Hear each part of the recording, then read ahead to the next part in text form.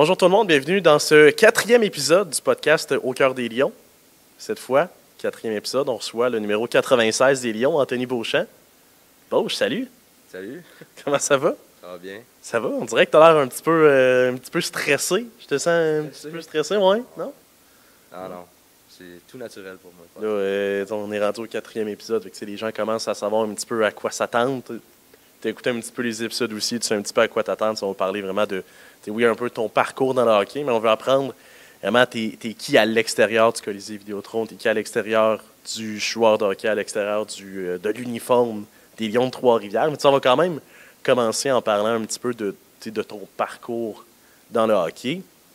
Tu as joué presque, en fait, au-dessus de 150 matchs dans la LHJMQ. Tu as quand même eu l'occasion de jouer 65 matchs dans ta région natale, à Gatineau. Ça, de jouer chez toi à la maison, dans la LHJMQ, j'imagine que ça devait être quand même un sentiment quand même assez spécial.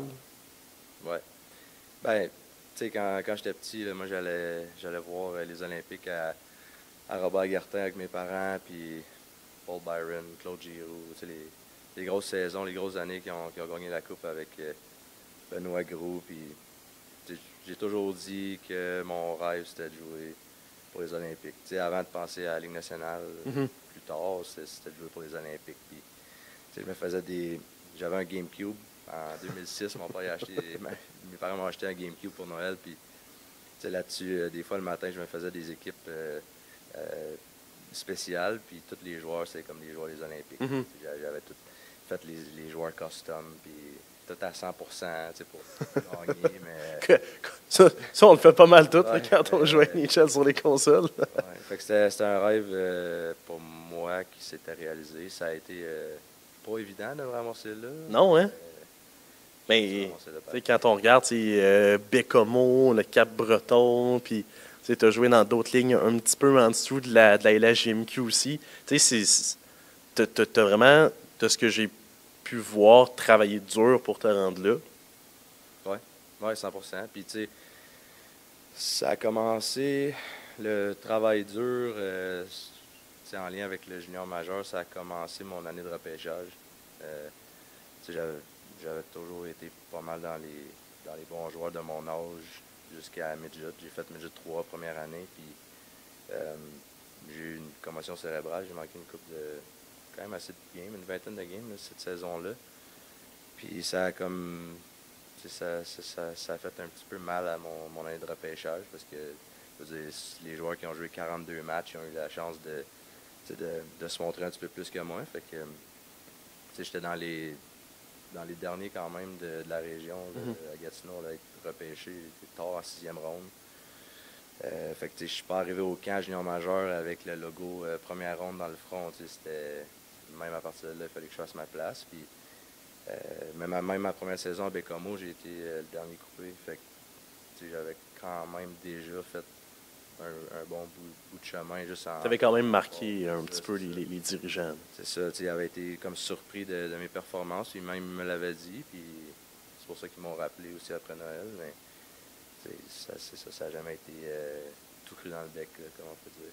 Puis après le junior majeur, tu t'es ramassé à l'université. Tu es allé à Concordia. Tu as joué là pendant quoi, 2 saisons? 1 saison et demie? Ouais, ben, tu sais, même là, je me suis ramassé à Concordia parce que à 20 ans, je me suis fait release, dans le fond, comme on dit. Okay. Tu as le droit d'avoir 3-20 ans dans une équipe junior majeure, puis pour une raison ou une autre, ils ont décidé d'en garder 2 cette saison-là. Même si j'avais une bonne saison quand même l'année d'avant, 19 ans, mais surtout une bonne fin de saison. En playoff, j'avais été meilleur ou dans les meilleurs buteurs de l'équipe. J'avais vraiment montré mon identité. Power forward, vitesse, déranger, score des goals. C'était ça mon identité. Puis je pensais que ça avait été assez pour faire l'équipe à 20 ans, mais ça a l'air que non. Puis, je me suis comme ramassé dernière journée des camps d'entraînement à pas avoir vraiment de place où aller parce que toutes les autres équipes étaient faites. Ouais. C'était littéralement la dernière journée du camp. Fait que la seule option que j'avais, c'était soit de retourner Junior 3 où ce que j'avais été 2 ans avant ou d'aller universitaire. Mais l'universitaire, j'avais déjà dit non à Toronto parce que Les autres m'avaient offert d'y aller, mais j'avais dit non parce que je pensais jouer junior majeur. Puis là, pas d'appartement, je connais personne là-bas, c'était en anglais, c'est loin de chez nous. Je pouvais pas me revirer en 2 jours puis aller là. Fait que je connaissais des gars à Concordia. J'étais allé là 2 ans, mais ma première saison, j'ai pas joué là, parce que j'avais pas fini mon cégep. OK. Fait que j'étais pas éligible à jouer. Fait que pendant une demi-saison, j'ai juste pratiqué.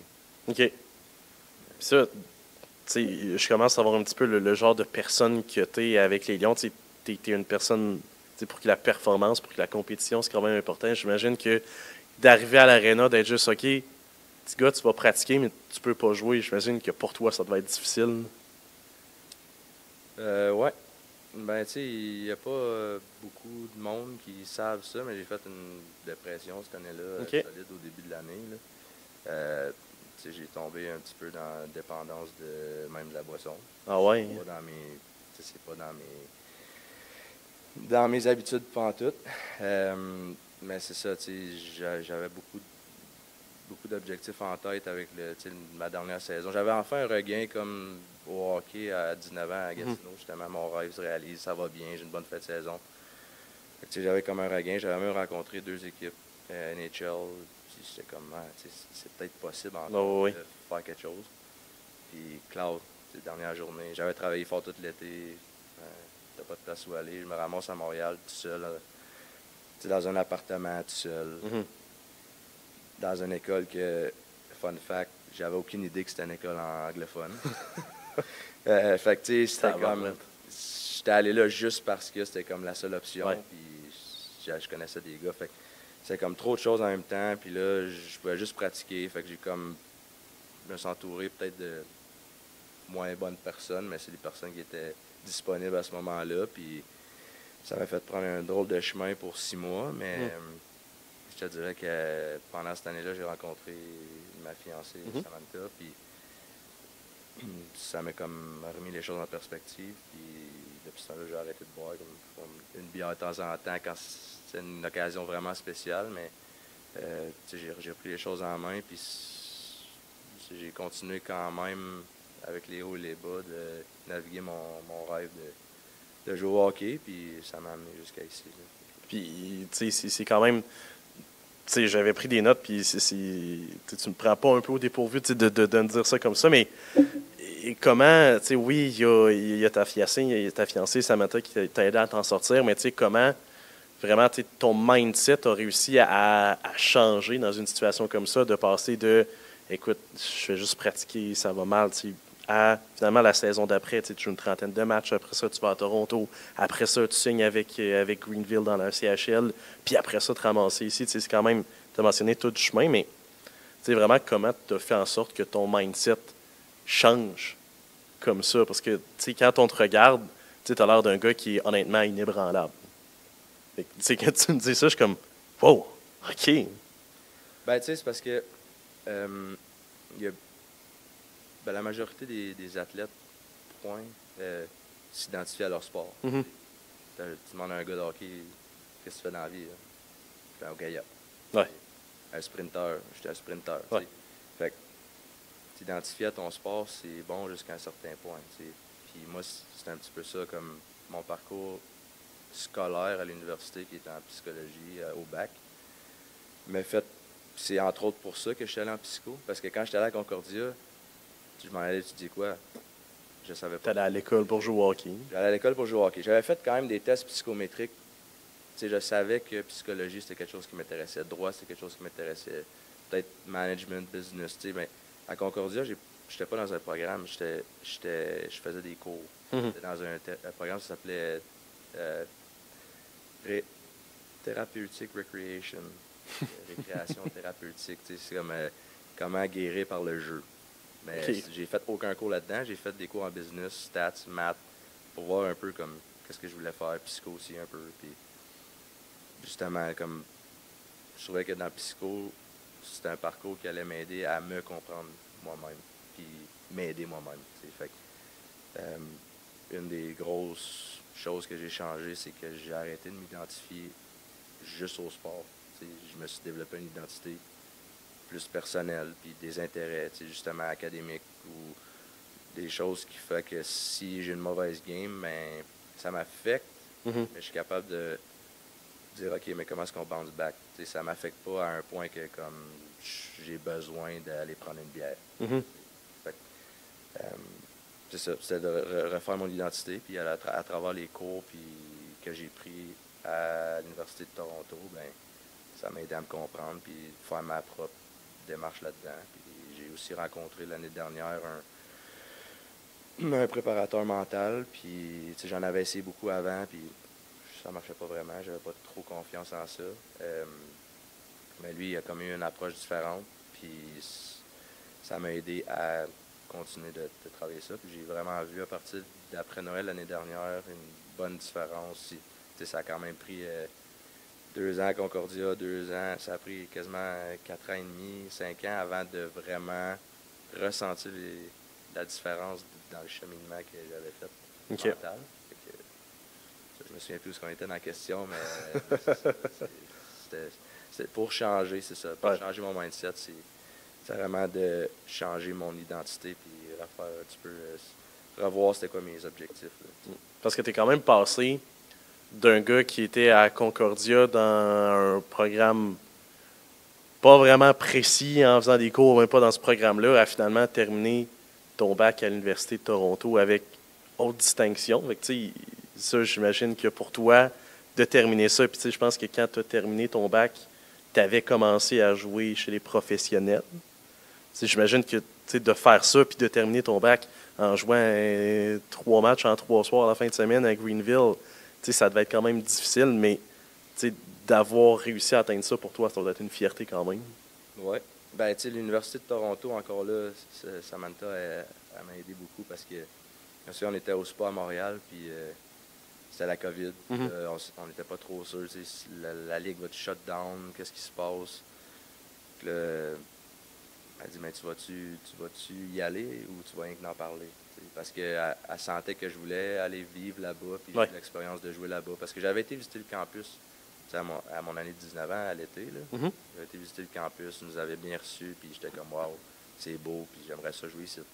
Mais, tu sais, de fil en aiguille, je me ramasse à Concordia, qui est une très belle école, très bonne école aussi, bon programme de hockey, mais en dedans de moi, je voulais vivre là-bas, puis il y avait des programmes là-bas aussi qui étaient bien reconnus, dont Psycho, tu sais, c'est le numéro 1 au Canada, puis c'est comme crime. Si j'ai l'opportunité de faire ça, je veux le faire. Fait qu'elle m'a comme convaincu de, tu vas-tu le faire ou tu veux juste en parler? Fait qu'on est allé. Puis là, je me souviens plus de ta question, mais ouais. C'est une fierté pour toi. C'est une fierté, oui, parce que c'est ça, tu sais, c'était quelque chose que je voulais faire.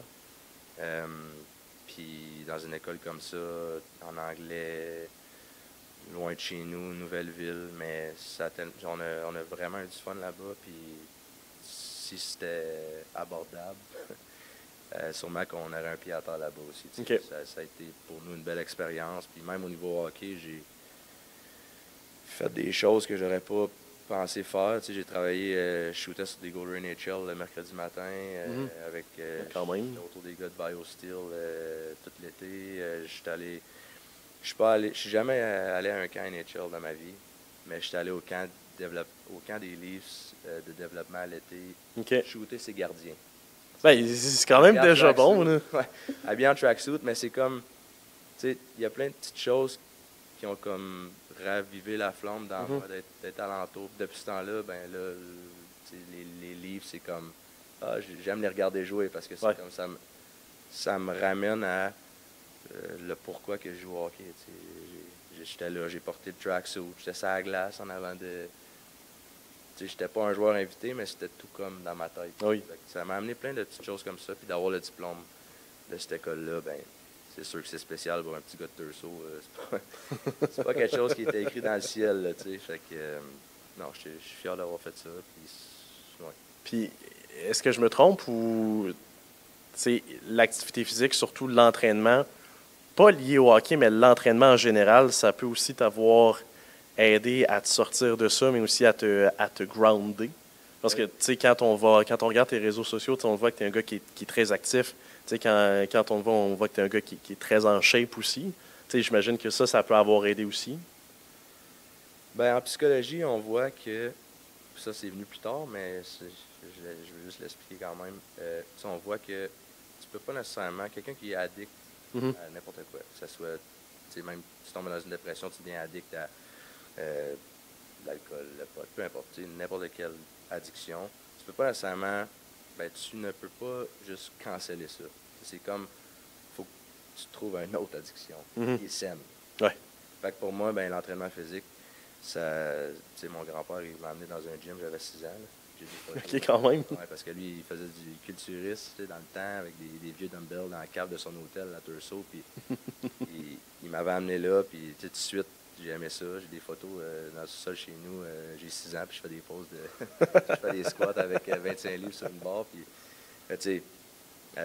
fait que, oui, ça m'a regroundé parce que ça a toujours été comme dans moi. Puis j'ai développé une passion pour vraiment ça, puis apprendre à en savoir davantage là-dedans aussi. C'est pour ça que là, je fais ma maîtrise en sciences de l'exercice. Puis je sais que si jamais le hockey s'est terminé demain matin, mais l'entraînement pour moi, c'est que l'entraînement développement athlétique, c'est quelque chose qui m'intéresse parce que ça fait partie de mon identité que je me suis redéveloppé après cette petite pause difficile-là. Est-ce que tu as quand même sorti un livre électronique sur la préparation mentale au hockey? Parce que oui, je suis allé voir tes réseaux sociaux. Je sais que tu as trouvé ça sur tes réseaux sociaux. D'ailleurs, je tiens à dire que tu es pas mal un des joueurs, sinon le joueur qui a le plus de choses sur ses réseaux sociaux. Honnêtement, ça m'a donné le plus de jus pour le podcast sur ton Facebook. Puis, tu sais, tu as aussi, je pense, ton entreprise d'entraînement physique. Ouais. C'est ça, dans le fond.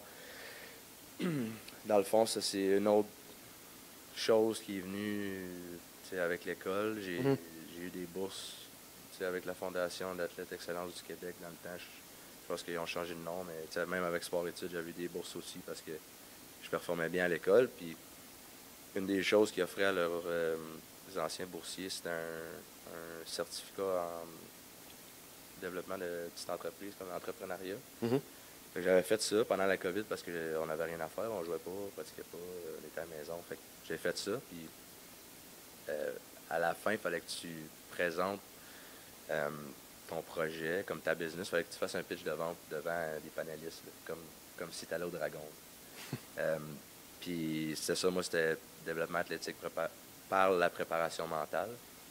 Puis ça avait super pogné, puis les panélistes étaient comme c'est un sujet qui est d'actualité dans le sport, puis ça va juste continuer de l'être pour les prochaines années. Fait que c'est une bonne idée de business. Puis j'ai un gym à Gatineau, Optimum Performance Athlétique, que je me suis toujours entraîné là, puis j'ai comme fait un partenariat avec eux pour amener ça dans la préparation des joueurs de hockey là-bas.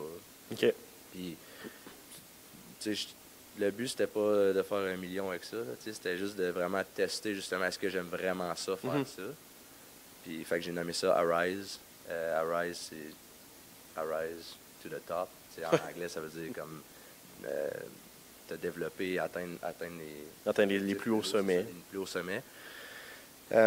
Ça a quand même pogné un peu au début. J'avais 4-5 athlètes que je rencontrais régulièrement pendant que j'étais à Greenville. C'est à Greenville que j'ai comme sorti ça. Puis il y en a 2 là-dedans spécifiquement que tous les étés sont religieusement avec moi pour le mental puis le hors-glace. Fait que ça me donne de l'expérience. Mais là, à Rise, c'était plus, comme je t'ai dit, c'était pas vraiment officiel, c'était officieux comme business. Mais là, je suis vraiment plus associé avec le gym pour justement on se passe cet été un camp un dev camp qu'on appelle, comme un peu style qu'est-ce qu'ils font avec BioSteel à Toronto, d'avoir 2 groupes, un groupe junior, un groupe pro, sur glace, hors glace, tout en même place, puis le mental aussi, que c'est vraiment moi qui va s'occuper à 100%. Fait que c'était comme une façon pour moi de prendre l'expérience, puis voir, j'aime tout ça, oui, ok, bon, qu'est-ce que je peux faire avec ça, puis continuer d'avancer là-dedans dans mes temps libres. OK. Puis, admettons, quand tu arrives dans une chambre de hockey, puis c'est des gars peut-être que tu connais un petit peu moins, ou même si tu connais les gars, tu arrives, puis tu dis, OK, ouais, performance, c'est comme, oh, regarde l'autre avec ses termes. Est-ce que des fois, tu sens qu'il y a peut-être un peu de.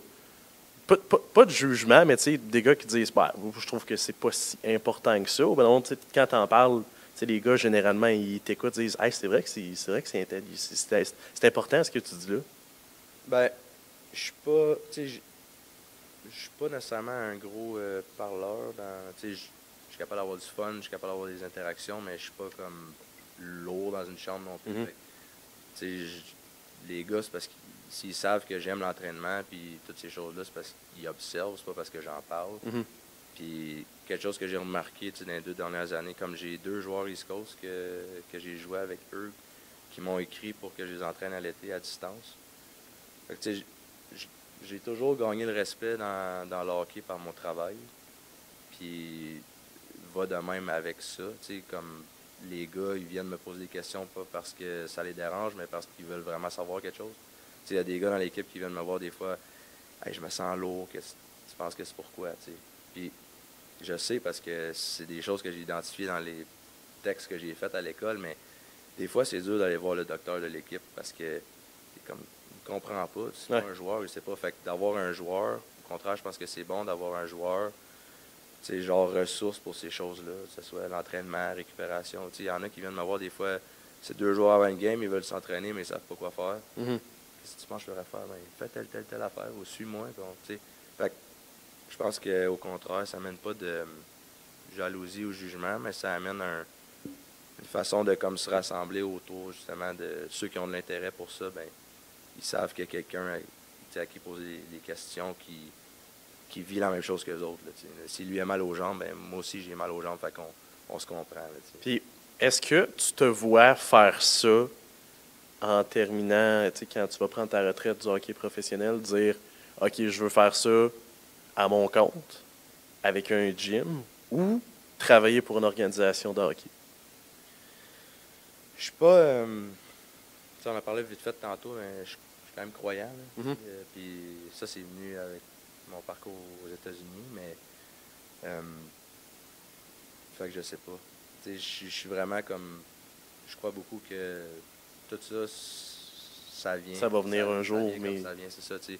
Fait que, puis plus que tu es ouvert, je pense que plus que les opportunités viennent parce que tes ailleurs sont justement ouvertes Mhm. à entendre et écouter qu'est-ce qui se présente à toi. Puis, tu sais, en ce moment, je joue au hockey, c'est ça que je fais, c'est ça que je veux faire. Je veux me rendre le plus loin possible.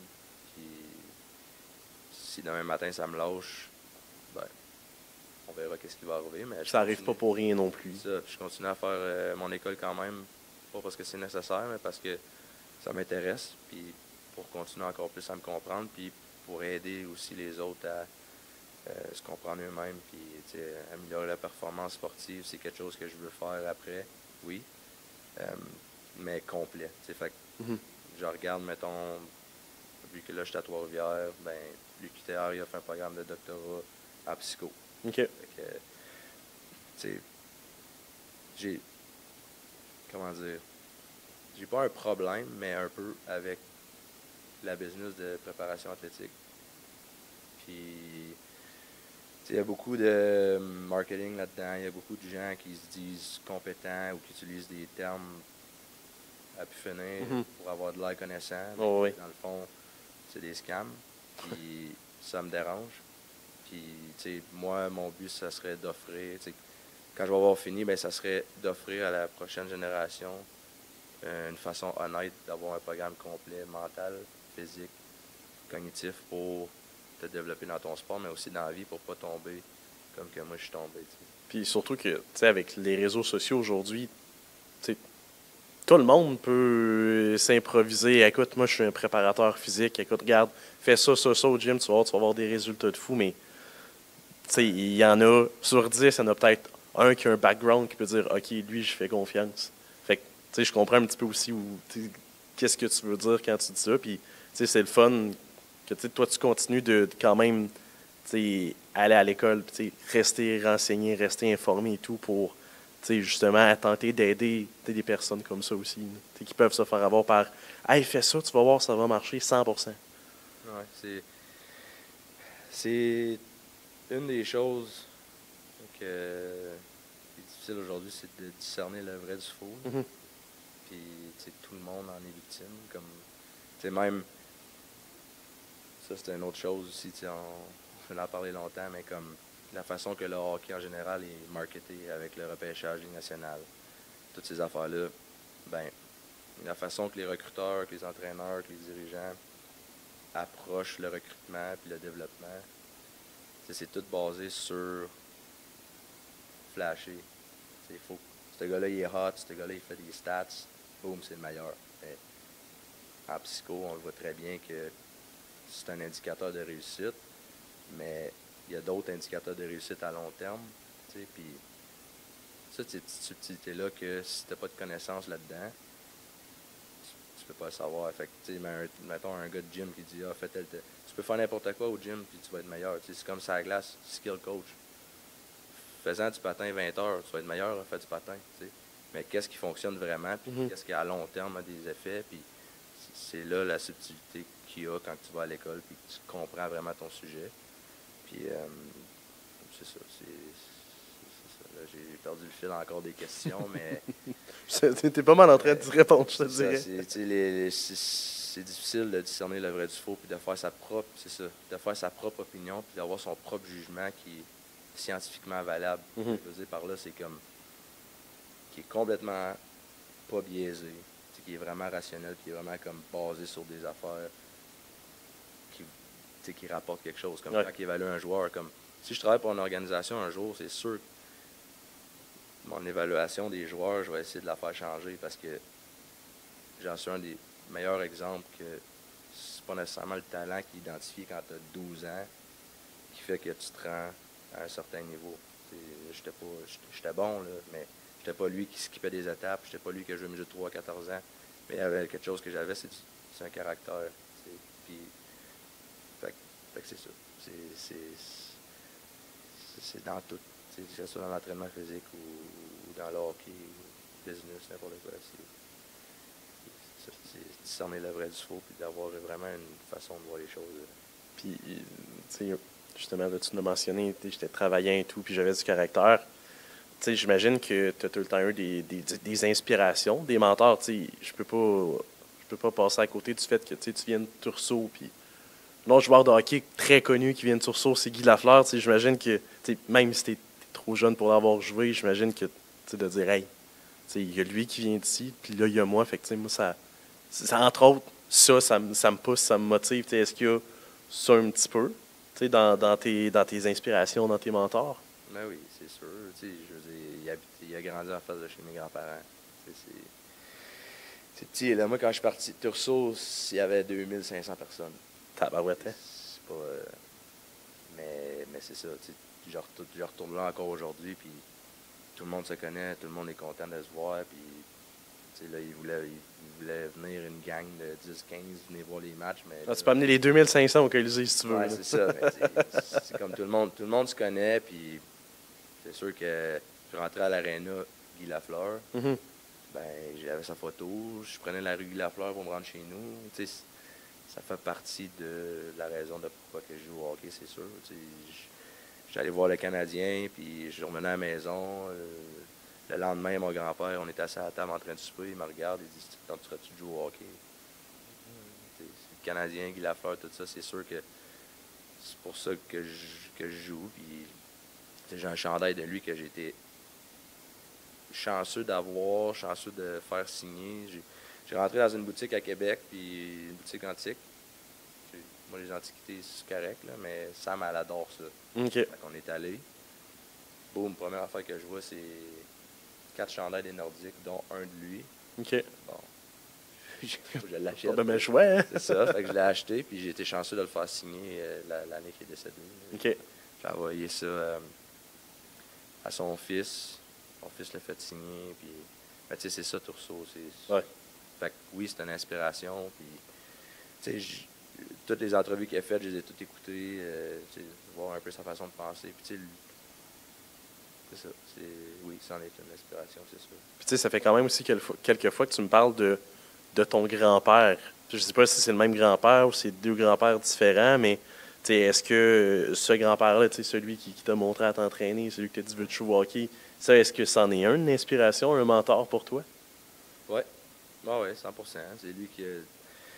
C'est lui qui m'a montré à m'entraîner, c'est sûr. Je passais mes étés avec, là, fait que des petites leçons de pas fumer la cigarette. Des affaires comme ça, oui, mes parents, mais c'est lui aussi beaucoup. Puis, se faire des omelettes le matin, on faisait ça ensemble. T'sais, apprendre à cuisiner, ma grand-mère, je faisais des recettes avec. Mais c'était tout le temps comme santé. Ben, des fois, c'était des pâtisseries et ces affaires-là, mais avec mon grand-père, les chèques de protéines, ces affaires-là. Puis c'est lui le premier qui m'a amené au gym. Des fois, il avait soixantaine avancée, si c'est pas 70, puis il s'était inscrit à un gym à Gatineau. Il faisait une demi-heure de char le matin pour aller s'entraîner là-bas, puis il m'apportait. C'est lui qui m'a montré ça, puis ça restait. Puis ça, pour toi, je sais pas si, bon, il est encore en vie ou non, mais j'imagine que c'est des beaux souvenirs pour toi, de tout te remémorer ça, puis de dire, OK, il en a vraiment fait beaucoup, parce que, personnellement, j'ai jamais connu mes grands-parents, ben pas mes grands-parents, mais mes grands-pères. Il y a une de mes grand-mères qui est morte à 8 ans, puis l'autre est morte, j'avais 14 ans, mais elle habitait en Gaspésie. Fait que, j'ai pratiquement pas connu mes grands-parents. Fait que, honnêtement, je t'écoute, puis je me dis, écoute, t'es chanceux d'avoir eu ça, d'avoir vécu ça avec un de tes grands-parents comme ça, pour vrai. Ouais, non, je sais. Puis, le grand-père, sur le bord à mon père, il est décédé de l'Alzheimer, j'étais quand même assez jeune. Puis, fait que je l'ai connu, mais un petit peu moins. Lui, c'était plus des activités extérieures, puis 4 roues, puis ces affaires-là. Mais oui, j'ai passé beaucoup plus de temps avec le père à ma mère. Puis, aujourd'hui, c'est sûr que c'est pas facile parce qu'il il fait un petit peu de la démence, tout ça, mais ils sont rendus à 88 ans, c'est normal. Mais de voir que l'entraînement, ça l'a. Il a fait un caillot au cerveau. Il a eu le cancer du côlon. Il y a un paquet d'affaires que peut-être monsieur, madame, tout le monde n'aurait pas passé au travers, mais lui, par l'entraînement, c'est quand même rendu à cet âge-là sans problème. Puis jusqu'à ce qu'il aille 82, 83, il s'entraînait encore avec ses petits poids qu'il avait amené à la résidence pour faire ça nager. Puis ces poids-là, je les ai chez nous à cette heure. Puis ouais, non, je sais que je suis chanceux. Puis, ben, écoute, je pense qu'on peut saluer. Je sais pas comment il s'appelle, mais écoute, on salue Jean-Guy, honnêtement. Ça a l'air d'être tout un homme. Là, je veux qu'on parle un petit peu de toi à l'extérieur du hockey, à l'extérieur de l'entraînement. Parce que tu es un gars qui est extrêmement actif, mais tu dois bien te détendre des fois. Qu'est-ce que tu fais pour te détendre? Ben, j'ai un mode de vie basé justement sur le bien-être, puis depuis toutes ces choses-là sont arrivées, fait que me détendre, je fais bien des affaires. J'écoute beaucoup de podcasts là, scientifiques, là, comme Uberman, c'est un bon exemple. Fait que beaucoup de choses là-dedans. Aller prendre des marches en forêt, sauna, bain de glace, bain chaud, des contrastes, lecture, peinture de temps en temps. Sam est bonne en or, fait que des fois elle essaie de me faire des petits challenges comme ça. Puis pas de la peinture à numéro, là, de la vraie peinture. Ah non, quelques peintures à numéro. Là, okay. Il faut commencer à quelque part, mais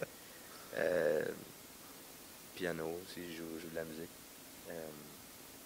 Ouais, il y a plein de choses que je fais là. Ouais. Puis du piano, ça fait encore partie de ta vie parce que je t'ai dit tantôt que je suis allé sur tes réseaux sociaux, puis j'ai vu une vidéo de toi en train de jouer du piano. Je pense que ça date de 2020-2019. Ça, c'est encore présent dans ta vie, la musique, le piano?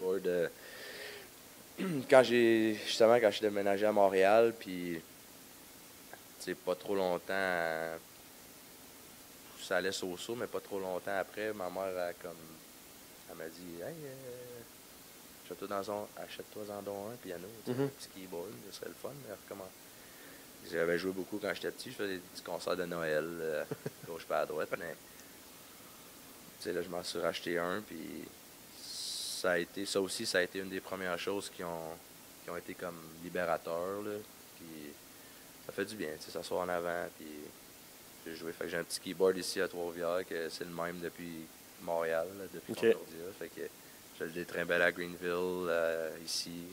Puis à la maison cet été, on s'en est acheté un bon sur-pied, là, quand même. Bon, ta fiancée, c'est Samantha Neves, pour les gens qui font le lien, qui nous écoutent. C'est Samantha qui a fait jusqu'à maintenant. Là, on est le 8 janvier. 7 fois l'hymne national, 7 victoires, soit dit en passant. Écoute, parle-moi donc de comment vous vous êtes rencontrés. Parce que, tu sais, j'ai cru voir des petits textes de comment ça s'est fait, mais je veux entendre ça de la bouche du cheval directement. Ben là, il y en a qui vont dire que tu n'étais pas focus, mais je veux dire, c'est à chanter l'hymne national quand que je jouais pour les Olympiques.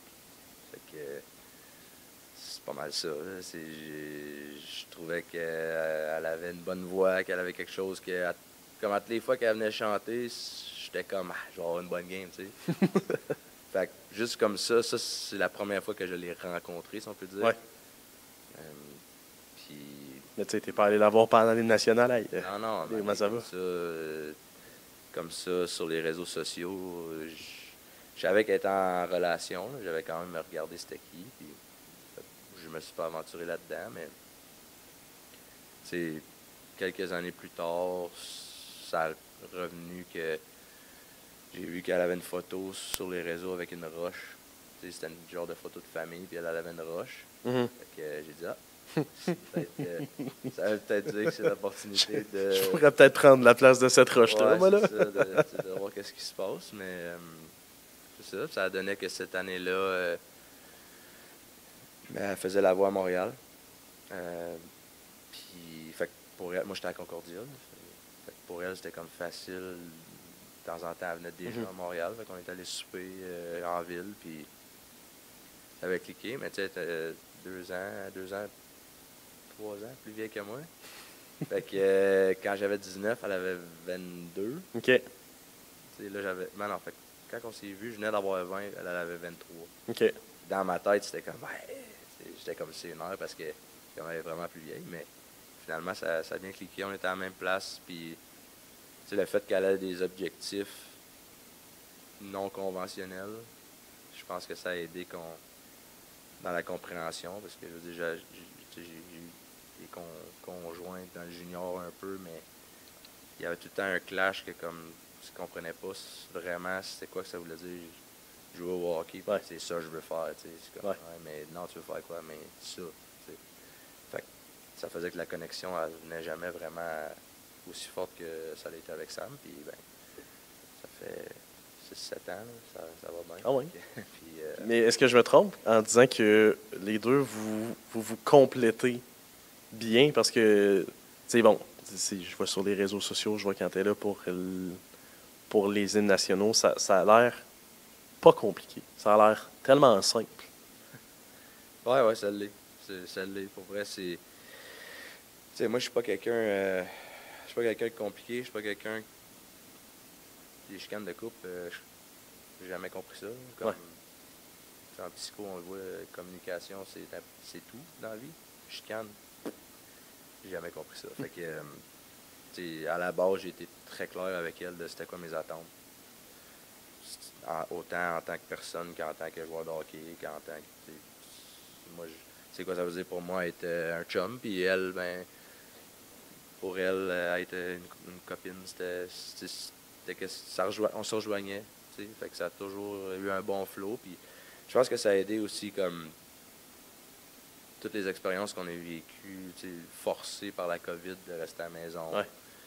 Puis à déménager chez nous assez vite quand même, tu sais, à Montréal, après, j'ai rencontré à la fin de l'année, je veux dire, comme en décembre, à peu près, fin novembre, décembre, puis comme mars, c'était chez nous, tu sais. OK, quand même. On a habité ensemble rapidement, fait que depuis ce temps, on était allé à Toronto, on a fait plusieurs places, là, on a notre condo, fait que ça a toujours eu un bon flow, là, c'est simple, ouais. Puis, tu sais, pendant que tu étais à Greenville, tu sais, j'imagine qu'elle t'a pas suivi là-bas.